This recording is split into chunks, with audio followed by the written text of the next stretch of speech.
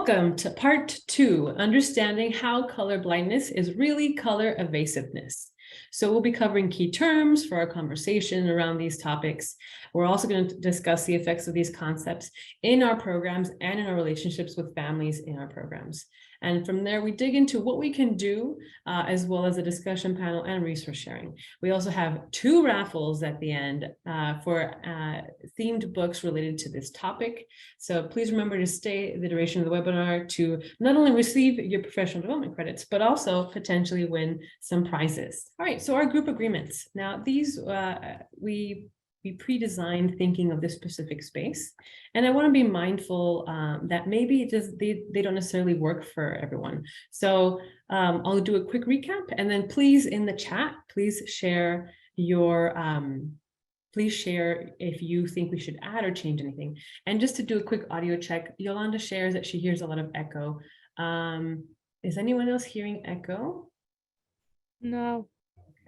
Okay, and Yolanda, you might want to mute one of your devices, or sorry, not mute, lower the volume on one of your devices, and that should help. Okay.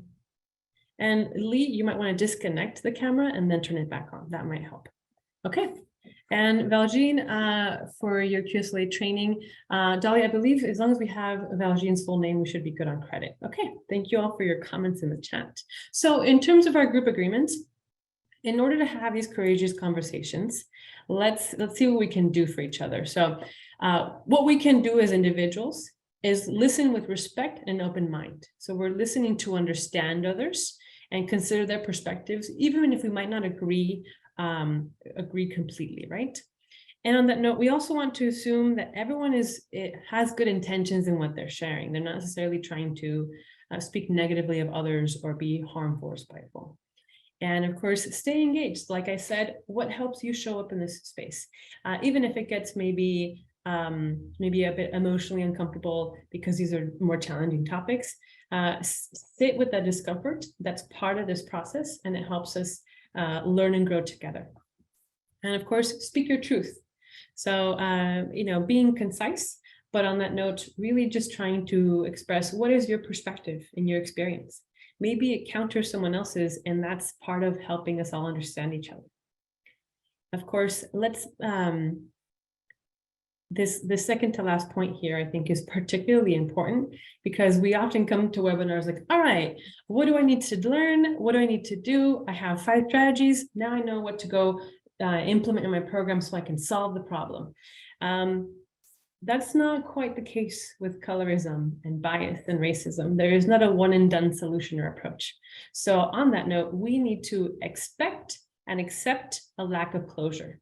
We might not feel completely like we solved the problem or we know how to fix everything after this webinar, and that's part of the process. So expect that I might not be able to solve everything, but I have more understanding and maybe more ideas and tools. And lastly, discomfort leads to growth.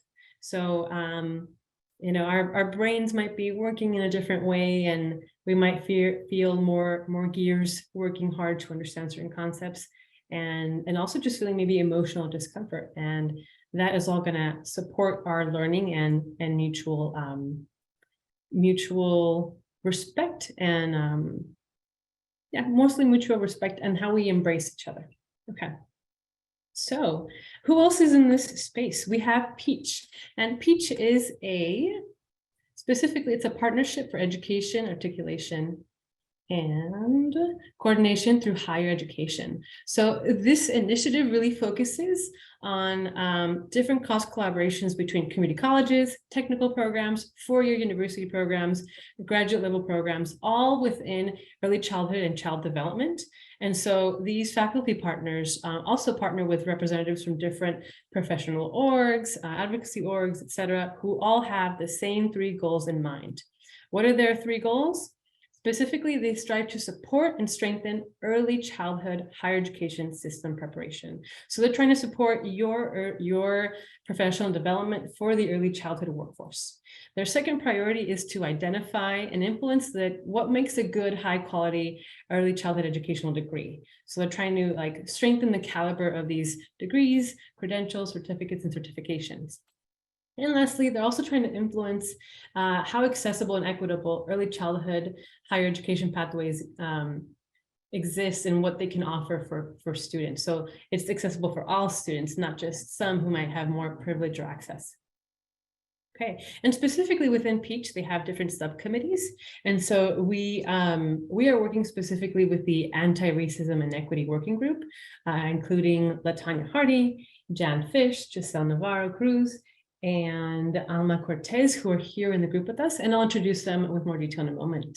So we're really, really grateful to be partnering with them and working on this year-long series up until May. It's a pretty incredible opportunity, and many of you have been asking for these topics. And now I have the pleasure of presenting tonight's speakers.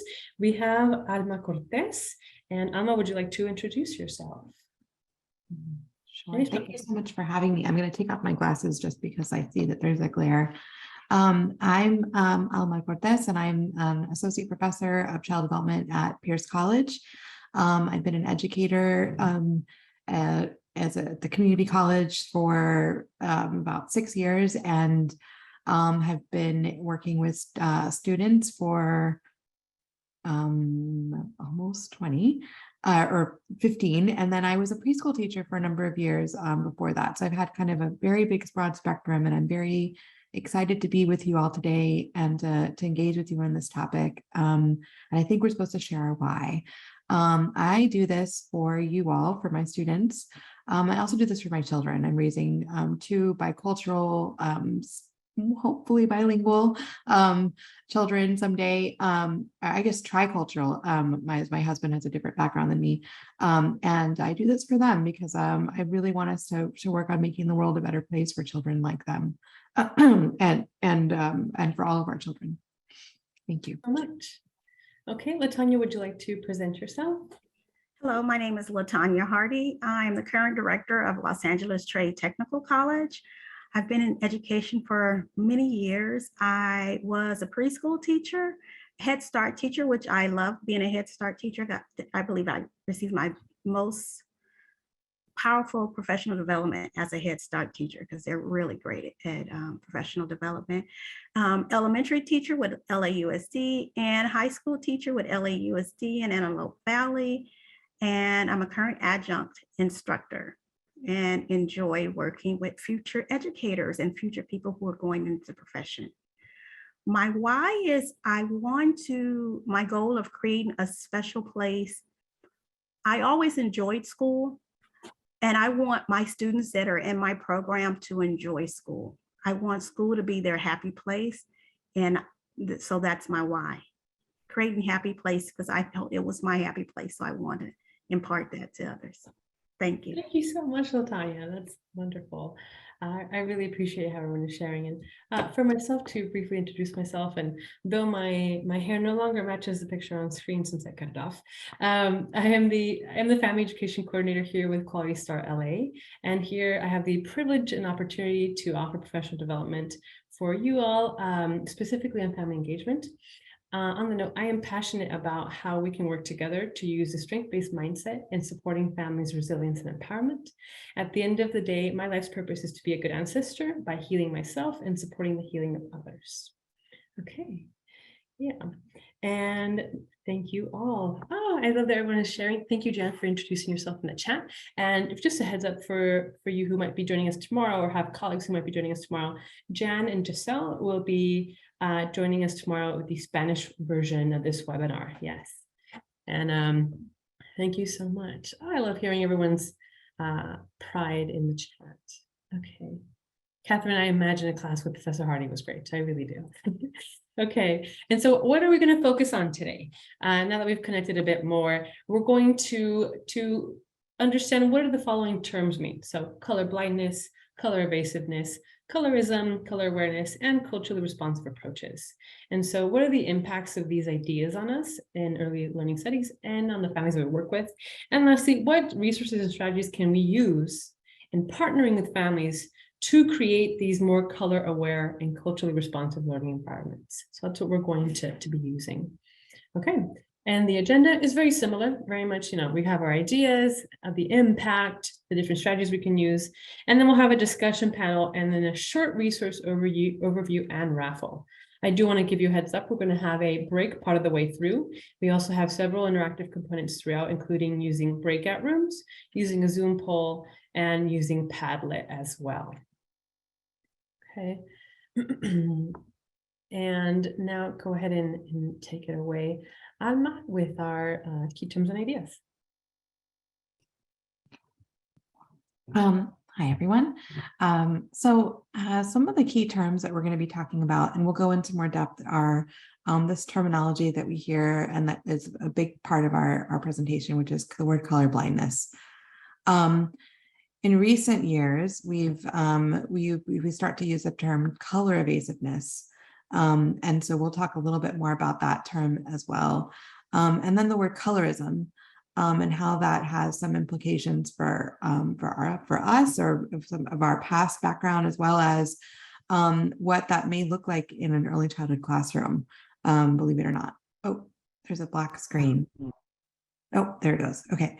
And then the color, and then towards the end of the presentation, we'll talk more about our end goal, which is being more color aware. I hope that's okay for now, because we're going to go really into depth. And we're going to start off with this interesting video that we found that really kind of, forgive us for being a little bit cheesy, but also for us helping to illustrate an important point that for us in this space right now.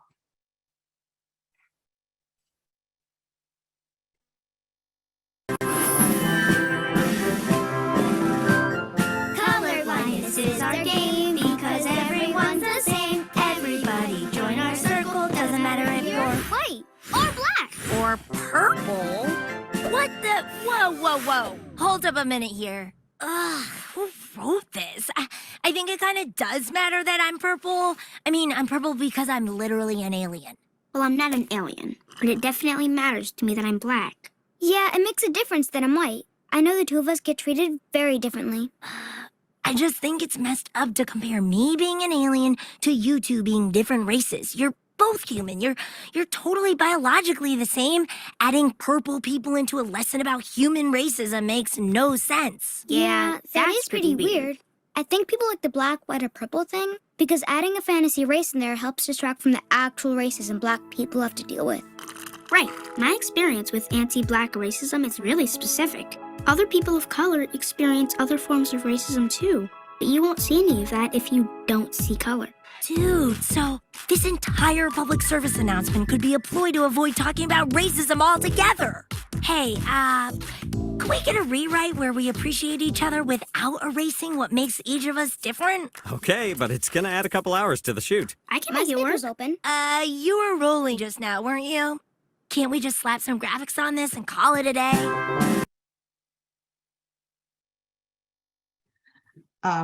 So we asked you to share your thoughts in the chats. You're welcome to do that.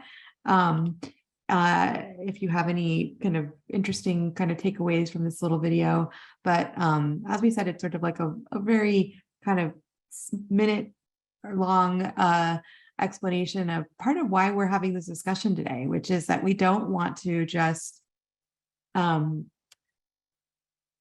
like as I said, kind of, just make a little cheesy song about it and move on. And then we've done our work and we're good. And we don't have to talk about the color of our skin tone, race, equity, any of it.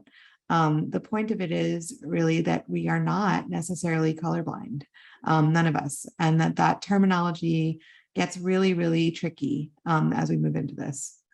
I see Nanslin in the chat said, I think a lot of people want to treat everyone the same versus seeing what every individual needs, which is exactly right.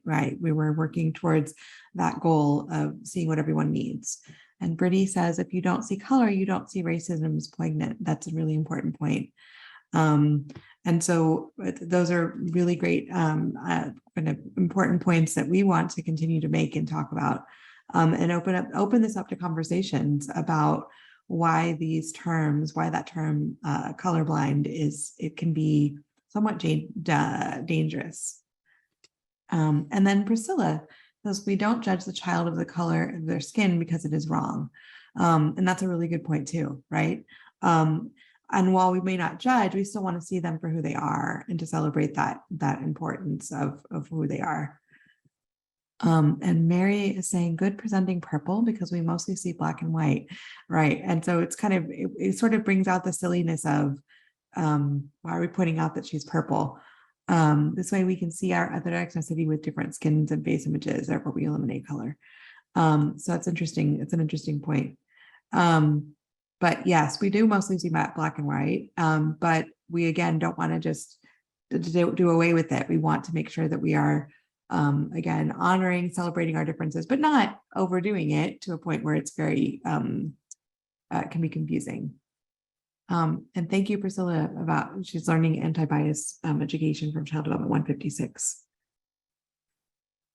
Yes, and a great note that Christina shared that we would not necessarily play this for our children in our classrooms. Most of us cannot play videos or any kind of that sort in our classrooms anyways, but it isn't necessarily age appropriate for us to share this with our 3 and 4 and 5-year-olds.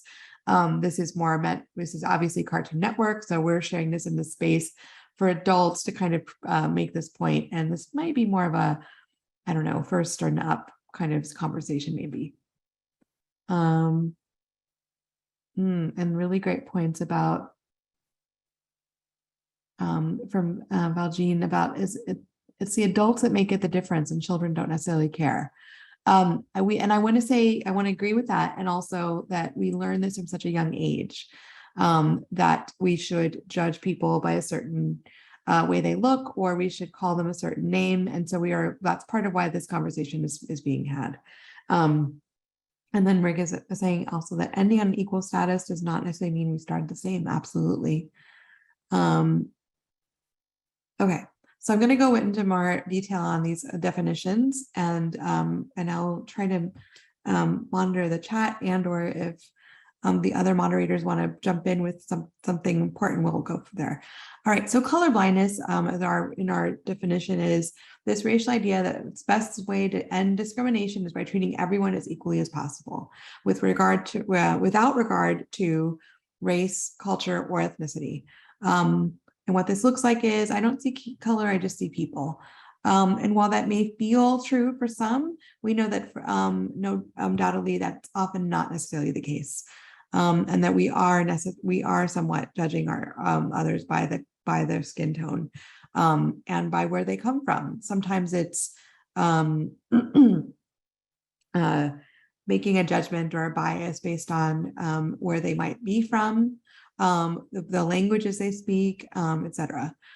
So terminology that we say, another one is, I don't care if you're black, white, green, or polka dotted, or hashtag all lives matter. And again, these are somewhat harming terms because, again, we're saying we don't see anything, therefore we should all be the same, yet I may give you more crayons than you because I feel like maybe you're going to use them better than he's going to use them based on where I know, what I think about that child or that family. And that's where it gets really dangerous, because no matter what, we are somewhat using our biases, unfortunately, but we want to use them in appropriate ways. So the color evasiveness, as we mentioned, right, is that approach where, and again, colorblind sounds like it's the terminology kind of moved into this color evasiveness piece, so that we could talk more about this idea of we're not necessarily trying to be what's the word I'm looking for,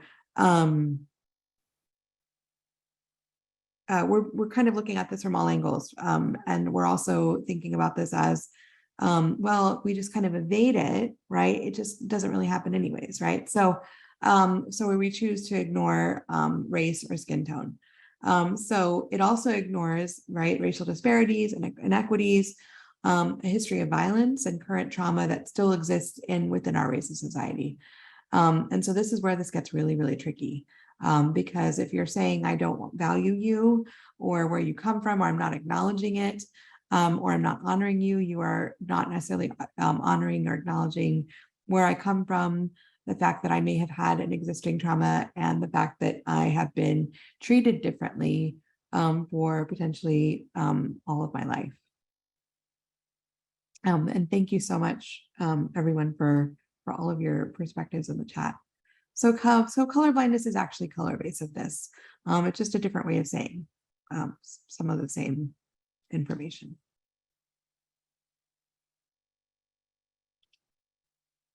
So how does this perpetuate racism? So you might say, well, what's the connection, right? How does that make sense with regard to where we're going with this? Well, it serves as a way to kind of disengage from the conversation of race and racism entirely.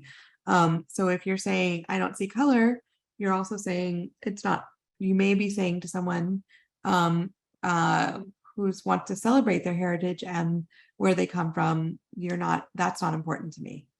And while that may not necessarily be your intention, that is often what people of color do often hear is you don't want to engage in that conversation with me.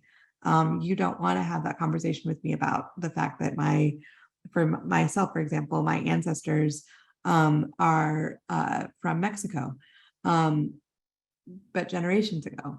And you're going to just view me as you're saying that's not important, and it's not important that my grandfathers came here when they were 3 and 4 years old, and that the family somewhat struggled to get started in a different space.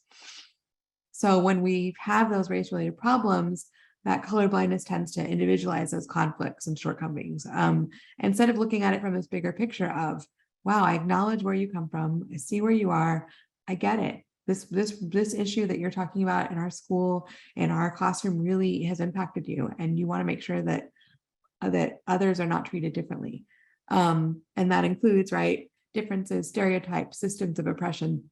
And going back to that stereotype, right? Remember that example I used about like he gets more crayons because I know where his family comes from. Those are those cultural differences, stereotypes that I'm mentioning. Or I'm going to make sure to watch that other child more often. We'll talk about this a little later, more often than I am this child because I know where that family comes from, or that family is from a certain neighborhood and I know that I should watch them more. Now, a teacher may not necessarily say that, but their actions are going to express those feelings. And so then are we really not seeing right color, or are we really seeing it and just not discussing it further? Okay. So racial,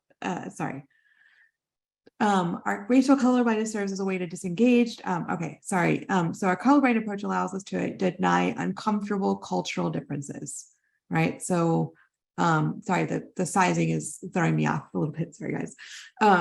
So that to deny uncomfortable cultural differences. So I, for example, when I was growing up, actually not when I was growing up, when I was working at a center in South Los Angeles, and we had some families that mostly spoke Spanish, and then others that spoke indigenous languages. And unfortunately, we had some teachers that would make this assumption that everyone spoke Spanish. And so some of you may or may not relate to that, or have had that experience where you've potentially made a mistake of where someone is from based on how they look, where they might potentially be from. And so that really ends up being uncomfortable for those families who don't identify in that way. And Priscilla saying that happened to you. So thank you for sharing that, Priscilla. And we might have a little time to chat more about that in our breakout rooms. So again, that ignoring of it doesn't allow us to ignore the problems and pain that racism causes.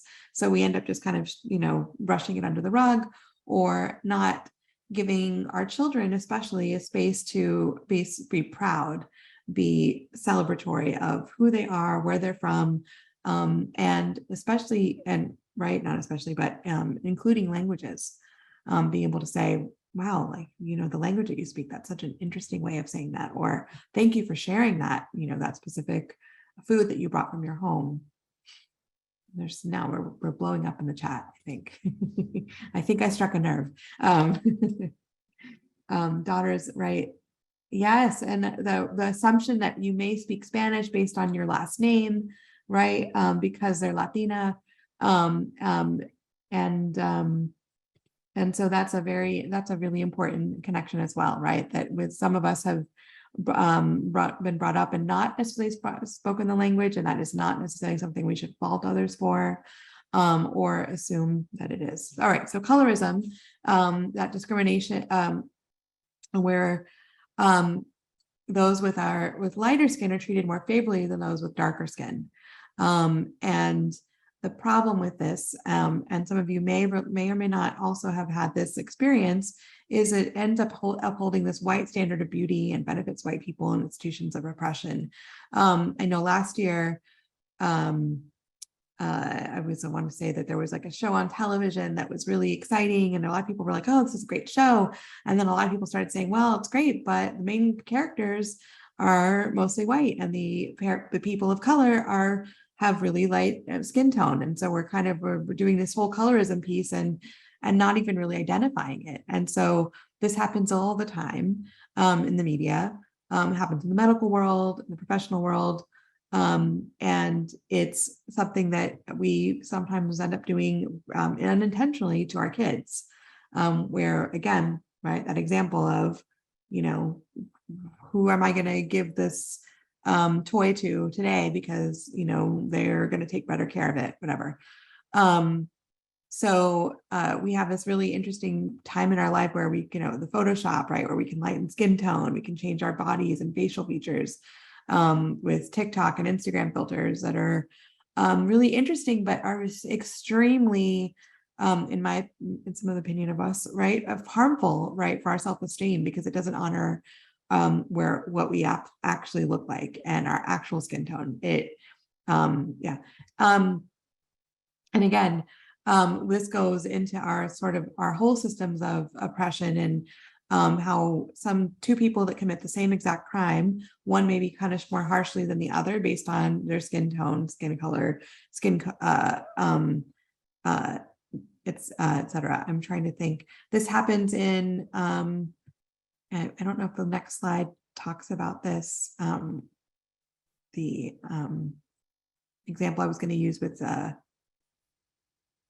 there's a question. There's Feel free to share your experiences here. Yes. So please share your experiences of colorism that you've seen in your life or your work, and then we can have more of a conversation.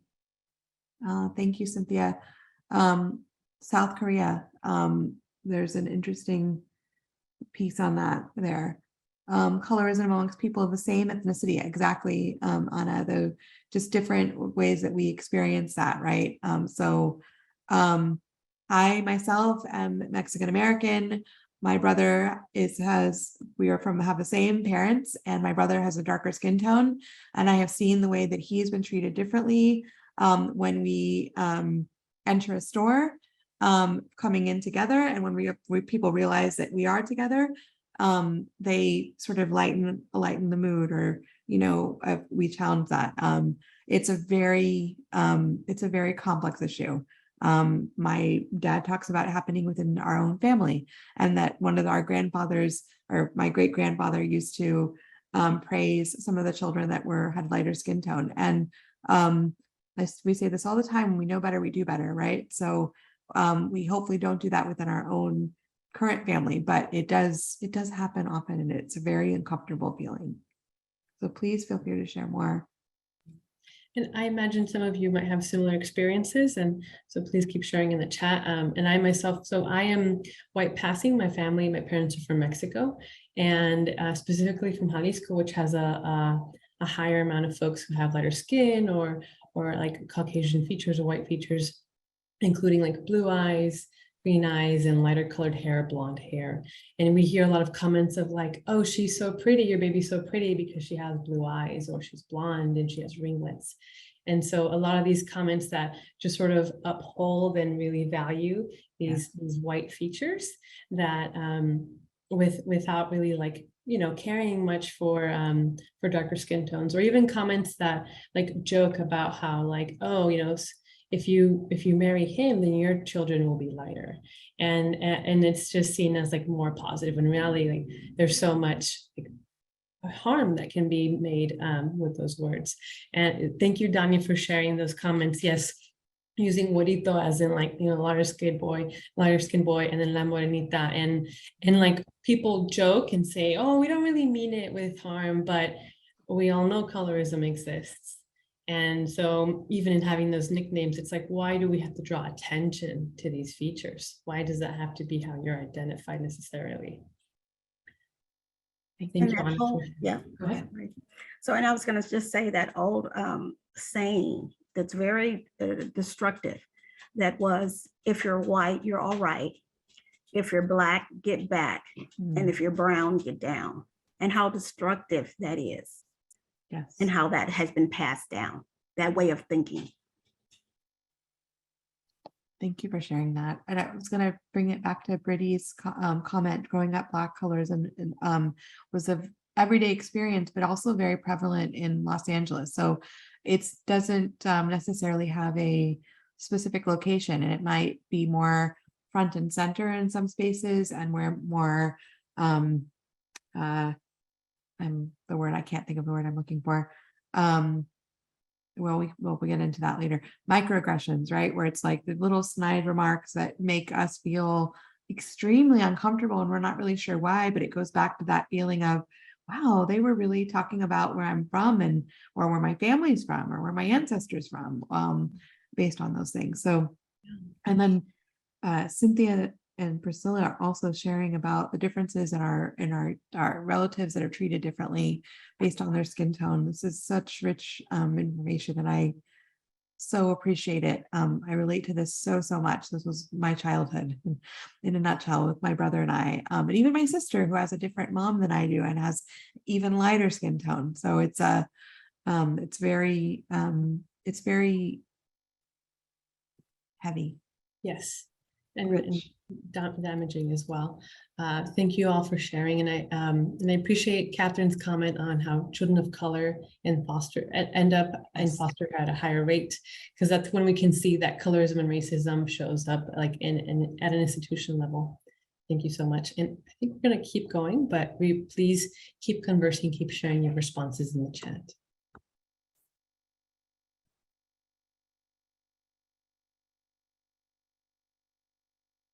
Is this still me? Sorry. Yes, you're good if you can keep going. Okay, I just want to make sure.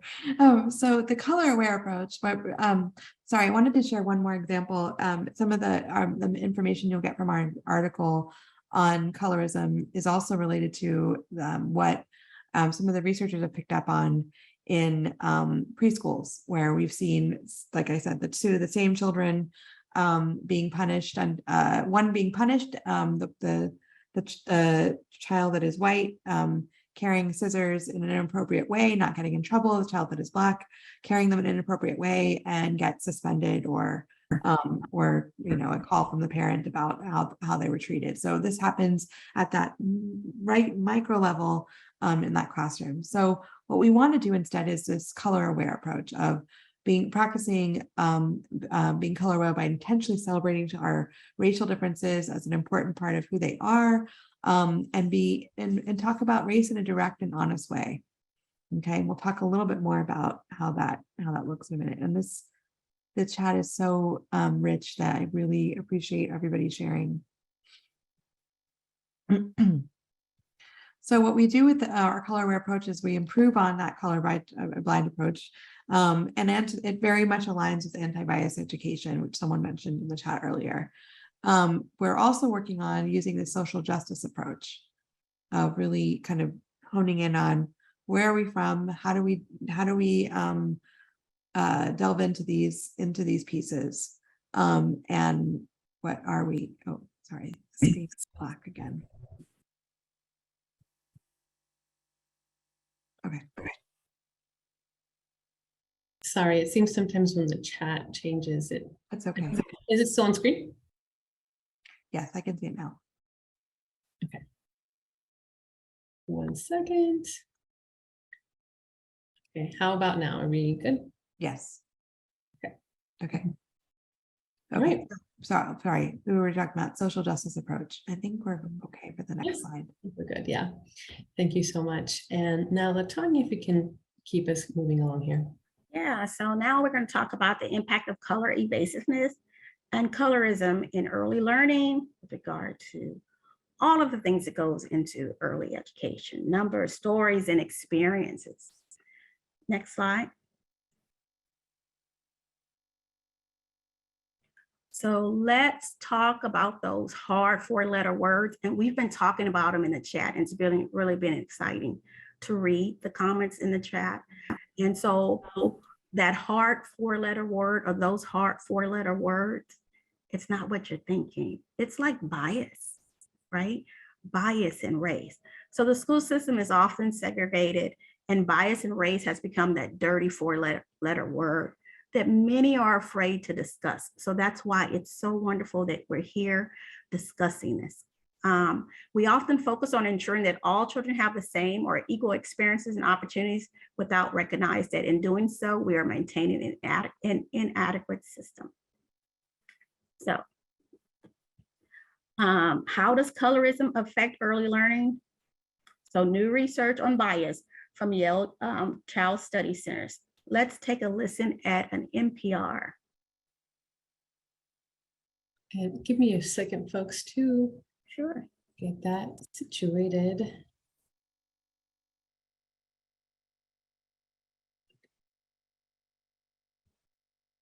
Hold on, I have like 7 screens and I'm not sure which one's the right one. There we go. Okay, so we're going to take a listen, and I'll also try and scroll along because this is also an article. So that should help. All right. Let me know if this is, Dolly, let me know if the audio is good. Support for NPR comes from the Corporation for Public Broadcasting, a private corporation funded by the American people. Racial bias has been much in the news in the wake of a series of police shootings of unarmed African-American men. During Monday night's presidential debate, Hillary Clinton said it's not just a problem for police. I think, unfortunately, too many of us in our great country jump to conclusions about each other. And therefore, I think we need all of us to be asking hard questions. That would include those who help shape the youngest among us. A new report from the Yale Child Study Center has found evidence of implicit racial bias among preschool teachers. Here to tell us more about those findings is Corey Turner of the NPR Ed team. Good morning. Good morning, Renee. Sketch out for us how this study was organized, which, by the way, I imagine bias is a very hard thing to study and to nail down. It's very hard because the moment you tell your subject that you're studying bias, you're probably not going to get an honest answer. So it's what makes this study so interesting, because the team from Yale had to create something essentially tricky. They recruited roughly 135 preschool teachers and had them watch video footage of 4 kids, a black boy, black girl, a white boy, and a white girl. And they were told, watch the footage. Your job is to press the enter key on your keyboard every time you see a behavior that could become a potential challenge. Now, here's the tricky part. While the teachers were doing this, the researchers were using eye scan technology to measure the trajectory of their gazes to see which kids they were watching anticipating bad behavior. And what happened? Well, they spent the most time watching the black boy. And interestingly, this is true of both white and black teachers. The researchers then asked the teachers explicitly, which child did you feel required the most attention? 42% said the black boy, 34% the white boy, just 13% the white girl, and 10% the black girl. So teachers were not necessarily seeing bad behavior where there wasn't any, but they spent the most time watching the black boy, as you've just said, expecting bad behavior. Exactly. In fact, in the video, there was no bad behavior at all. And when I spoke with lead researcher Walter Gilliam, he told me, the problem with this is if you look for something in only one place, well, that's the only place you can typically find it. And that helps make sense of what we already know about preschool suspensions, which is that black children make up about 19% of preschoolers in the U.S., but make up nearly half of preschoolers who get suspended. And Corey, this study was in 2 parts. Walk us through the second half of it. This is where it gets even more interesting. So teachers were each given a paragraph to read that described a hypothetical student, sometimes a boy, sometimes a girl, doing some pretty disruptive things in the classroom, hitting, pushing, throwing toys, and the student was randomly assigned a stereotypical name, and the teachers were asked to rate the severity of these bad behaviors. But where it gets really interesting is when some of these teachers were also given background information about the child, saying that this child comes from a relatively poor household, lives mostly with his or her mother. Father has been in and out. Mother is depressed, works 3 jobs. The researchers really wanted to find out, would this make the teachers more empathetic to the kids? And it did when the teachers were of the same race as the student. But interestingly, it had the opposite effect for teachers who were of a different race from the student. It actually made them less empathetic. Why? You know, Renee, that's just a really complicated question that this research doesn't entirely answer. I talked to lead researcher Walter Gilliam, and he did tell me this. Teachers ended up feeling that the behavioral problems were hopeless and that very little could be done to actually improve the situation. Renee, I will say there is one glimmer of hope here. Researchers all agree that if we're really going to confront the challenges of implicit bias in our schools and everywhere else, we have to talk about it. We have to be honest about it. And Gilliam told me that because there was deception involved in his study, he was ethically obligated to go back to these 130 some odd teachers that he worked with and to tell them, I deceived you. You have the right to withdraw your data from my study. And he said he was pleasantly surprised that only one did. That's Corey Turner of NPR's Ed Team. Thanks very much. Wow, and isn't that a powerful NPR? I mean, it's just absolutely so powerful. One of my takeaways from that is just going to the first part of that NPR when it talks about our justice system. So think about it. Our justice system is built on the idea that being blind is the same thing as being fair.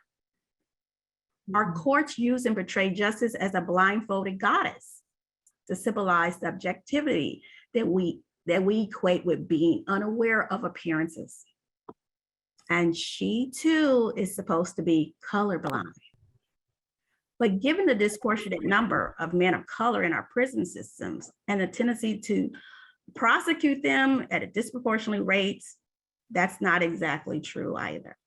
So just like what we just listened to in that NPR, where those teachers in that were given that study and just continually looked for the African-American child to do something wrong.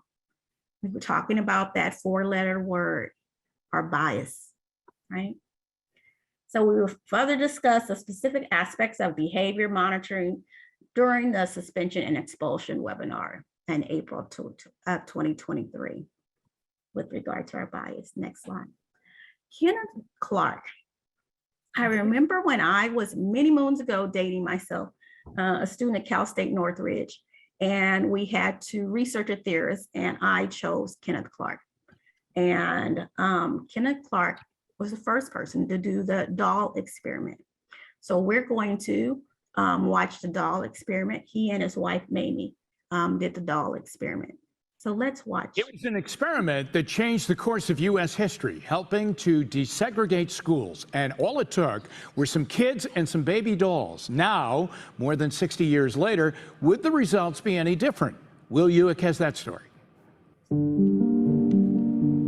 I don't really know what about it stuck with me. Texas A&M assistant professor Dr. Tony Sturdivant first heard about Dr. Kenneth and Mamie Clark's doll experiments as an undergrad and has been thinking about it ever since. I remember wondering if things were different, what would happen. The study questioned over 200 African-American children from 3 to 7 years old about black and white baby dolls. Saying things like, give me the doll that you would like to play with, or give me the doll that looks bad. What they found was startling. 2/3 of the children selected the white dolls for positive attributes and the black dolls for negative attributes. The study showed that children as early as 3 are able to pick up on societal messages. And Dr. Kenneth Clark used that research as an expert witness in Brown versus Board of Education, demonstrating that separate but equal really wasn't equal when it generates a feeling of inferiority. Some of the children actually were visibly upset with having to say that the black doll looked like them. Now, more than 6 decades after that experiment, Dr. Sturdivant decided to see if anything has changed. I didn't just include a white and black doll, I also included the Latina doll. She observed a multiracial Texas school for a semester, 13 students, 4 dolls, and salon props. Instead of asking children which one is the bad doll or whatever, I just placed the dolls in their classroom. She took notes and followed up with some clarifying questions. And what she found, Like black dolls were stepped on, black dolls were cooked in the pots. was pretty much the same startling thing the Clarks found all those years ago. The children still had this pro-white bias that the Clarks found earlier in their studies. So the black dolls had like Afro curly hair. So they would say, I don't want to play with that doll because it's curly. Dr. Sturdivant says although school desegregation was a good first step and may have helped, the work is far from done. And one of the ways to help kids and society move forward It's okay to talk to their kids about race and feel good about their background. is as simple and easy as talking. We do have data to support that adult silence about race fosters feelings of anti-Blackness in not just Black children, but all children, because as children are always learning, always. Will Ewick, 3 News. And it's so powerful that that was originally done many years ago, many years ago, that first experiment, but we're still seeing that today. So that kind of things like, oh, maybe that's starting to be ingrained in our American society, right? Zero-sum myth. So zero-sum myth suggests that progress for people of color will take away what white people already have, right? And it's from Heather McGee. The idea pushed by people in power to pin white people against Black people, against brown people. It's to pit races against each other. So in California, voters passed Proposition 13, and I remember this because it was a big thing in 1978, because that was when you would have to purchase gas on a certain day based on your license plate, odd or even, where you were allowed, because we had a gas shortage, and where you were allowed to purchase gas. So on certain days, you have to purchase gas on those days. You couldn't purchase on if it wasn't your day. So lots were going on in the state of California and just in general about around this time. So in California, voters passed Proposition 13 in 1978, which limited property tax increases so that taxpayers wouldn't have to pay for other people's children and immigrants from Mexico in education programs. We still sort of see this today. There has always been, and I still hear it today in courses, that they want to even separate LAUSD. People have been talking about it for years. And because people in the valley, certain parts of the valley, feel that they're paying for people in Los Angeles that are in downtown or South Los Angeles. And they want their tax dollars to stay within the West Valley, so to speak. So we're still seeing some of this today. Next slide, please. Oh, sorry, this is out of order, but yeah. What is our impact? What is the impact of being color evasive on our relationship with our families? So earlier people had talked about, and we watched a video about the dolls, where the African-American dolls were stepped on, right? How do we see this in our education, our early learning programs? How are we addressing this in our early learning program? So each of us want to be seen. We want every child to feel welcomed in our classroom. And so we have to be reflective. Remember, we're addressing as educators, as people working with children, as people just want to create a better environment for all. We have to start being a little self-reflective of our own biases, right? So each of us want to be seen and see our whole self. All of our identities, value, including our skin tone and features, and our past, our families being recognized. I don't know if I've shared, I'm originally from the state of Texas. My grandmother has an 8th grade education, and my grandfather has a 6th grade education. So when she speaks, she will, what some people always say, call it Black English or Ebonics or things of that sort. It's a broken English. But I remember hearing people in the community who had went to school and things of that sort, college, and saying, oh, that my grandmother, you know, she can't speak or she can't talk. And I remember being upset because if we kind of put that value system on a person's parents, right, or a person's grandparents, we're closing off that child because those are the people who are taking care of them. So when this happened in me in a school environment, so when that school teacher I was still in Texas in spoke those ill words about my grandmother's speech of what we consider proper English, it kind of like, I was offended. Even as I left Texas when I was 5 years old. Even as a 5-year-old, I was offended because you're talking about their families, right? You're talking about the people that cook for them, the people that take care of them. So working with children, we have to ensure that we are welcoming all, right?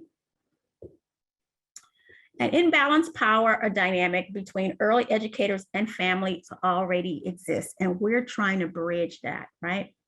It is made worse by colorism and color evasiveness. When we're picking and choosing which child based on color goes first, which child receives more, it's really important.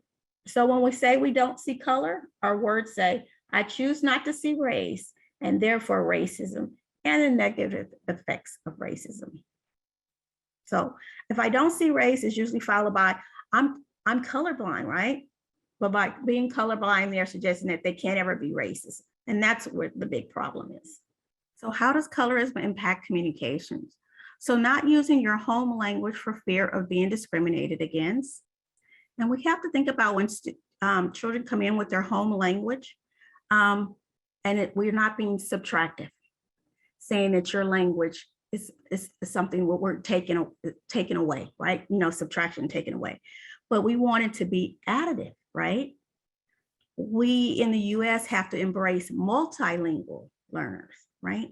And embrace that. So addressing the issues of language and not making sure that we're not using home language for fear of being discriminated against, especially for our non-English speakers. Next. And then we're embracing all.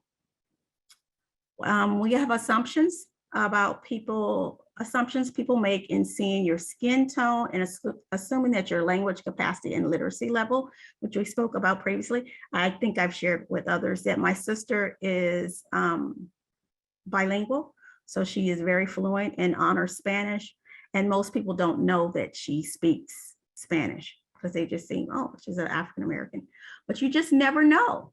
So we can't assume, right? We talked about our biases. So speaking with a family of color, talking in an exaggerated manner, using louder voices, and exaggerating hand gestures. We have to make sure that we're appreciating and valuing and being cognizant of all cultures, and that we ask those questions at the beginning of school. A lot of us have those beginning of the school surveys that we get with parents. How do you want to communicate? How do you want email, things of that sort. This is a time to have that conversation so that we don't offend anyone and that we learn. Next.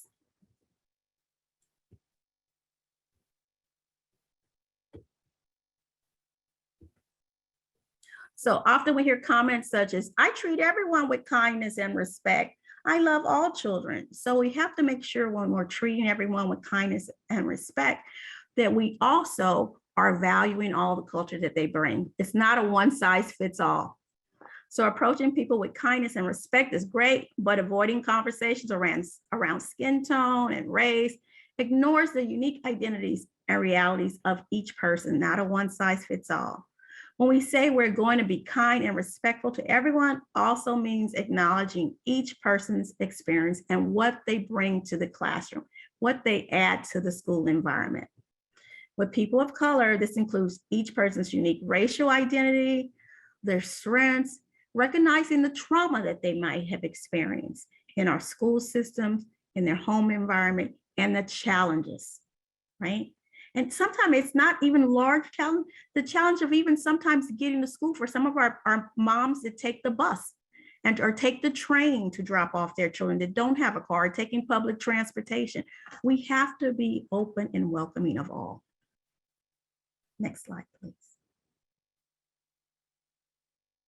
we're running a tiny bit a tiny bit behind on time, so we're just going to share this video. But I strongly you watch this video. Recommend you watch this video. It is very, very good. I'll see if we can play it during our break, but if not, feel free to watch it on your own time. Dahlia, can you share it in the chat? And on that note, we are going to take a break.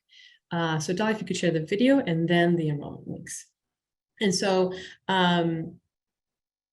just a heads up, as we take this break, we're going to take about like a 6-minute break. We'll return at 7:16. You can sign up for our trainings. Tomorrow is the same webinar in Spanish, and then we have a community of practice to keep these conversations going with less content in December, on December 6th and December 7th. So go ahead and sign up for those. Those links are in the chat. And on that note, please return at 7:16. Go take a break, go shake it out, do whatever you need to do.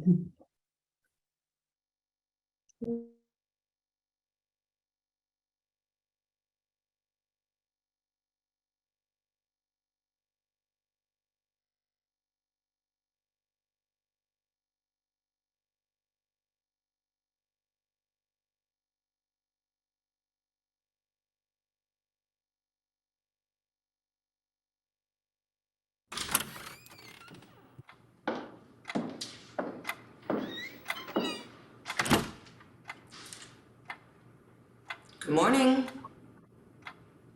How are you? Cool. So, can we talk about how you got here?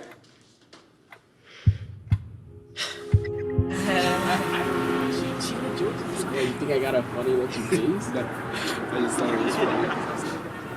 Hey kids, I'm telling you, go right here. Man, we ain't doing nothing. Go right here before I'm called cops.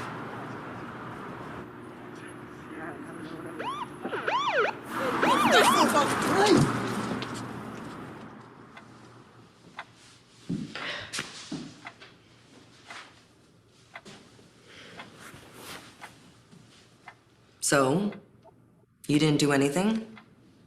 Nope. Then what's all this? Depends on who's reading it, I guess. Well, looks broken. Skateboarding, huh? Yes. Is this the first time you've hurt yourself? No, I get hurt all the time. At home? At home? He hurt himself skateboarding at the park. Okay, ma'am. I'm gonna have a counselor come in and speak with you. A counselor? For what? He's okay. Well, I done told you them tricks were gonna put you in the hospital. I'm sorry.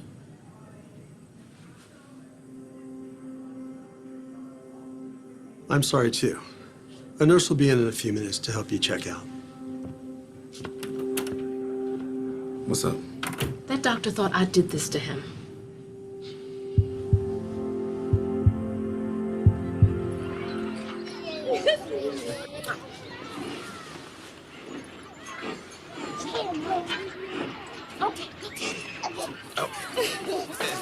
How you doing?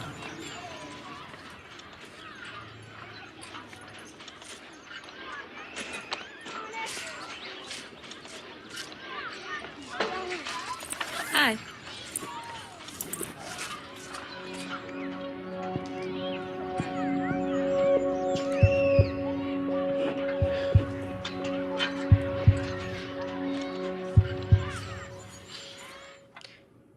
It ain't fair.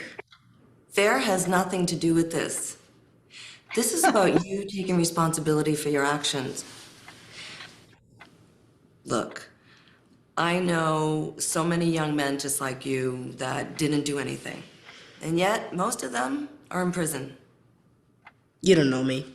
I ain't going to no prison. If you don't want to end up in prison, you're going to have to get some new priorities and probably some new friends, too. Look, you're not getting any younger. You need to get an education so you can get a good job. Like you? You just like everybody else. You think you see, but you don't see. You see what you want to see. I see what's in this folder. It shows me what you've been doing. I ain't doing nothing. I am not doing anything.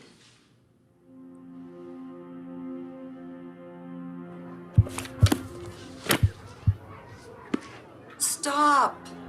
I ain't doing nothing. I'm not doing anything. And yes, you were. Get to the timeout chair. Now, please.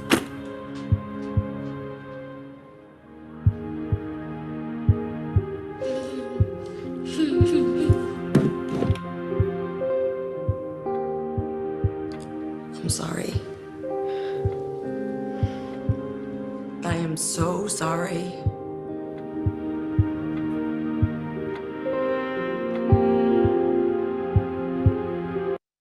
For this next section here, I'm going to focus on color-aware practices and culturally responsive practices in our early learning programs.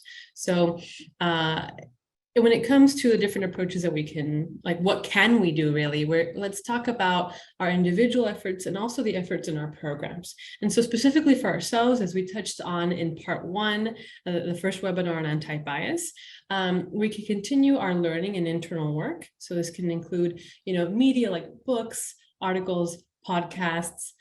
We can also continue through more conversations like these or the COPs that we're offering, or conversations with your staff and other folks in your life, really. And then also attending trainings and continuing your own reflection process, So maybe we become aware of how we might have some biases, whether it's in our discipline process or in how we set up spaces for our families or the children. And it doesn't mean, like, if you didn't know you were doing it, that's not your fault. But when you become aware, that is when you are responsible for reflecting and changing your behavior, right? That's a common idea that we've had all throughout this series. So now, what can we do with our families in the programs? We can collaborate with them to create these more equitable and inclusive learning spaces, and specifically using a color-aware approach and anti-bias education, which really is the overarching umbrella for all of these efforts. Using an anti-bias education approach that includes color awareness, that includes anti-racism.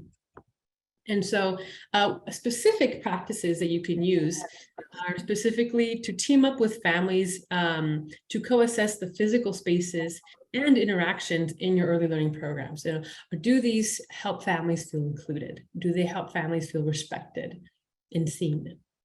And then we can also include these topics of conversations in our check-ins with families. So they are a bit more complicated, but we can start with things with wider topics like bias and preferences.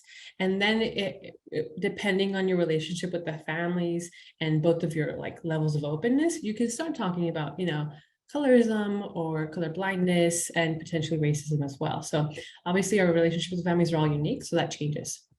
And now we're also able to incorporate these conversation topics in family leadership groups. So if you have a parent advisory council, if you have other leadership groups where families have a voice, this is a great way to include that there. Sorry about that. So many phone calls about voting preferences lately.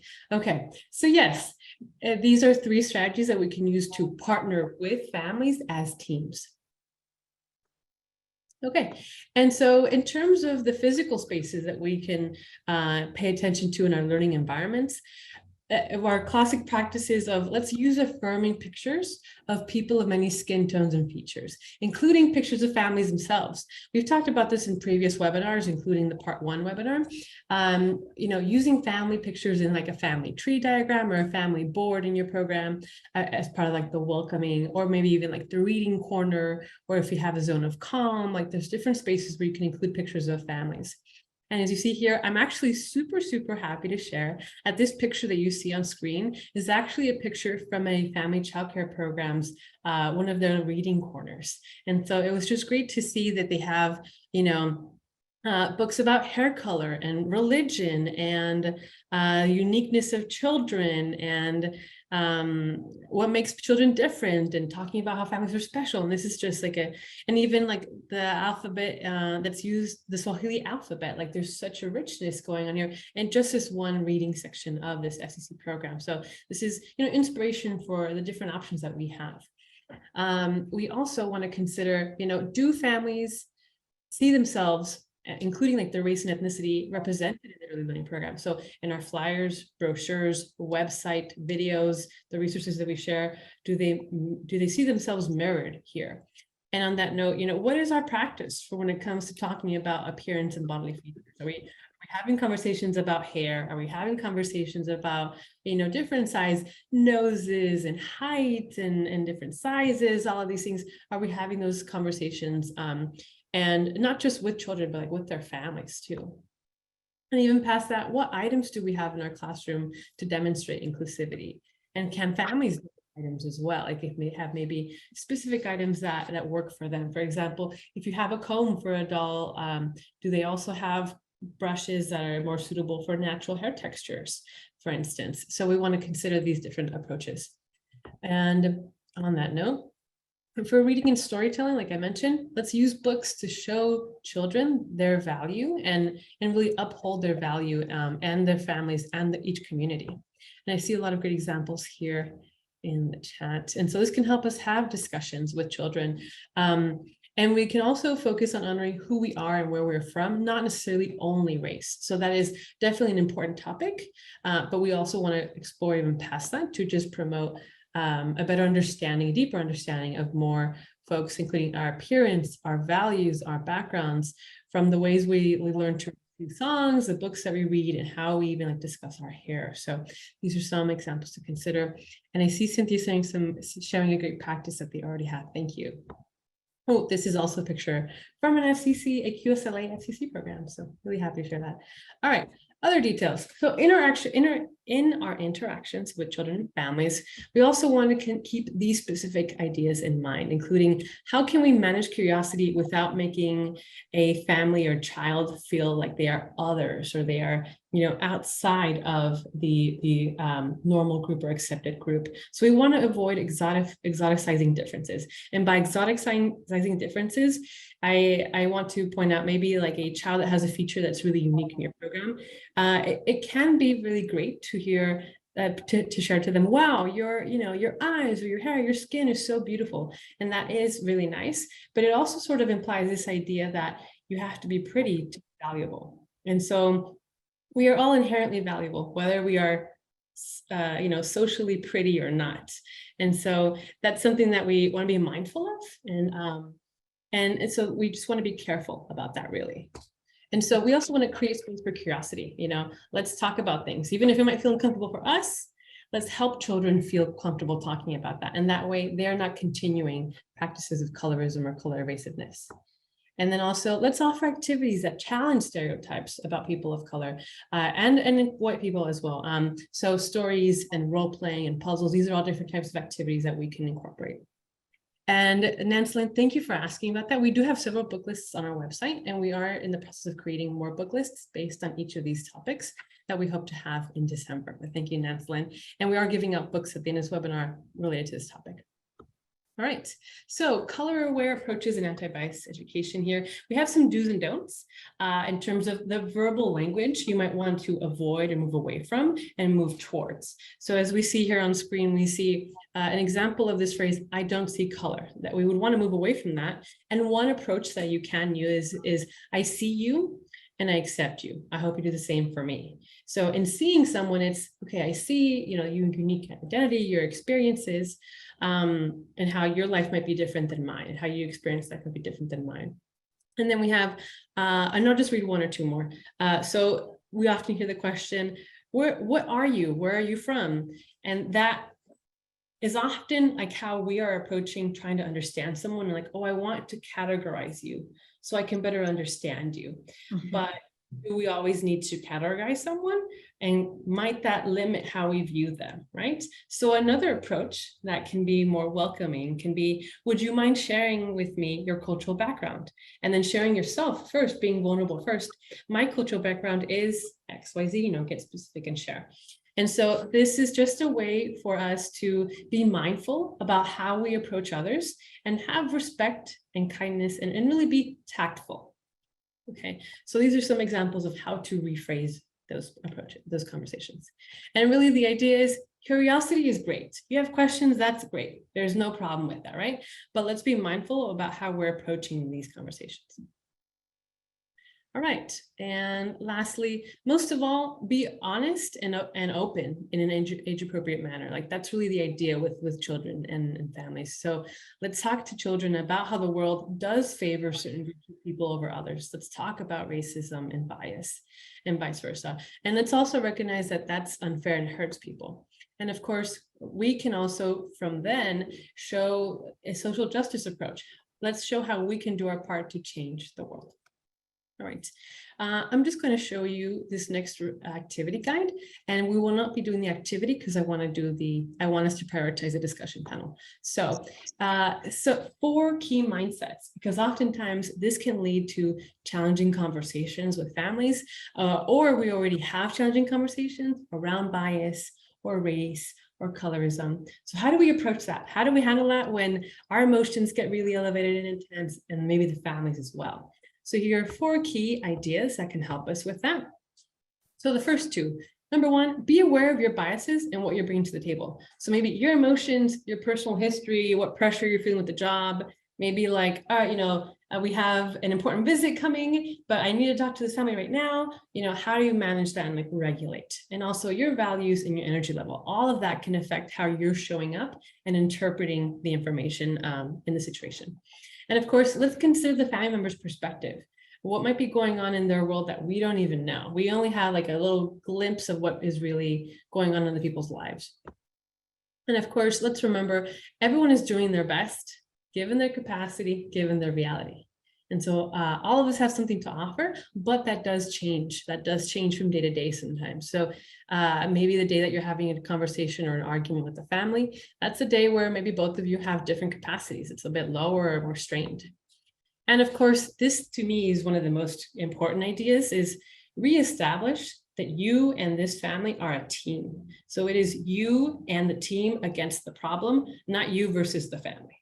So really when maybe conversations get heated, this is a core idea that you can try and reestablish and just really highlight you all share the same goal, which is supporting the child and the family's well-being and empowerment, or well-being and resilience, depending on how you approach family engagement, right? Right. So we do have the rerun method. It's a way to communicate with families, specifically and young children of diverse cultures, to really help us negotiate and dialogue around cultural differences. And the rerun method has 5 steps, which is reflect, explain, reason, understand, and negotiate. And we do have an activity guide for this. So unfortunately, we can't do these scenarios, but the activity guide has videos so that you can practice on your own. Dolly, if you could share that in the chat, that would be great. And now to take us home, we have this quick video, a TED Talk snippet from Melody Hobson. And she never allowed us to give up hope either. This brutal pragmatism that she's talking about her mother, by the way. So just a little context. And she never allowed us to give up hope either. This brutal pragmatism that she had. I mean, I was 4 and she told me, "Mommy is Santa." She was this brutal pragmatism. She taught me so many lessons, but the most important lesson was that every single day she told me, "Melody, you can be anything, anything." And because of those words, I would wake up at the crack of dawn. And because of those words, I would love school more than anything. And because of those words, when I was on a bus going to school, I dreamed the biggest dreams. And it's because of those words that I stand here right now, full of passion, asking you to be brave for the kids who are dreaming those dreams today.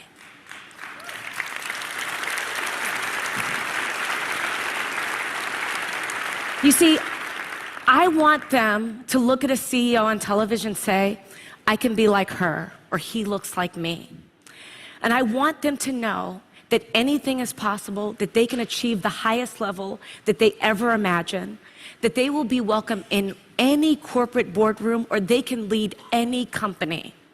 You see, this idea of being the land of the free and the home of the brave, it's woven into the fabric of America. America, when we have a challenge, we take it head on. We don't shrink away from it. We take a stand. We show courage. So right now, what I'm asking you to do, I'm asking you to show courage. I'm asking you to be bold. As business leaders, I'm asking you not to leave anything on the table. As citizens, I'm asking you not to leave any child behind. I'm asking you not to be colorblind, but to be color brave, so that every child knows that their future matters and their dreams are possible. On that wonderful note, we're going to end with an optimistic closing. LaTanya, would you like to lead us? Yes. So just like what was stated, don't be color blind, be color brave. And the fact that you're in here is already taking those steps and that was shared in our breakout room of being color brave. So as we end this topic, we're all invited to be brave and see the difficulties and the strength of people of color. So please share a key idea that you're taking from this webinar. Are we putting it in the chat? Yeah, in the chat. Okay, thank you. Let's put it in the chat. I heard a lot of great ideas in our breakout room. Let's add some of those things. What are your takeaways? So thank you. We really appreciate your time and attention today. You're all very, very engaged, and you made this space all the more enriching with your time, your energy, your emojis, your comments, all of it. I really appreciate your time and effort. And I also want to give a round of applause to Jan and LaTanya and Alma. And I just still had to leave, but a round of applause to everyone. And also a round of applause to you all attendees for being here today. We really appreciate your time. We know you are giving us your time on a Wednesday night, so it means a lot. Have a great night. And if you want to keep in touch, you can email Dr. Alma, as you see in the chat. And if not, let me share my email real quick. But yes, feel free to reach out to us. I had a great time with you all and really just found this to be super enriching.